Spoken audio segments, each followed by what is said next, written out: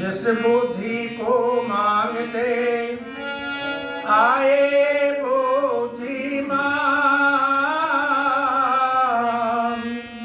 उस बुद्धि का है प्रभु देना हमको दान, देना हमको दान।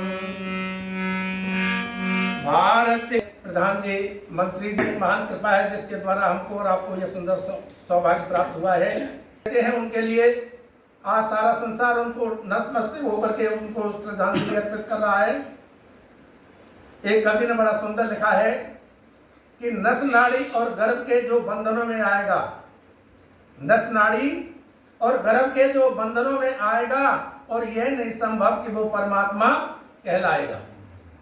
पुरुष उत्तम क्षत्रिय थे, धर्म के थे पासमा, पुरुष उत्तम क्षत्रिय थे, धर्म के थे पासमा, आज तक मशहूर है उस राम के तीरों को मत। प्रजा के थे सच्चे रक्षक और सच्चे मेहरबान, सारे अच्छे गुण थे उनमें पर न थे परमात्मा। अच्छे गुण और कर्म से, अच्छे गुण और कर्म से धर्मात्मा कहलाएगा, यह नहीं संभव कि वो परमात्मा कहलाएगा। मृग नकली बन सुनहरी, मृग नकली बन सुनहरी सामने आया नजर और सीता जी ने ये कहा जिंदा पकड़ लाओ इधर। चल दिए श्री राम जी लेकिन न पकड़ा वह असुर और दरअसल में वो राक्षस था, खूब था उसका हुनर।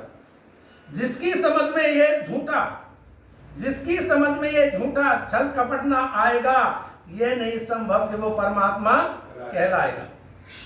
बाली और सुग्रीव में, बाली और सुग्रीव में पहचान जो ना कर सके और छुप के मारे बाली को जो सामने ना लड़ सके, तीर मारे के बिना जिससे ना कोई मर सके, लक्ष्मण जी की मूर्छा पर जिसको बस आ जाएगा, ये नहीं संभव कि वो परमात्मा कहलाएगा।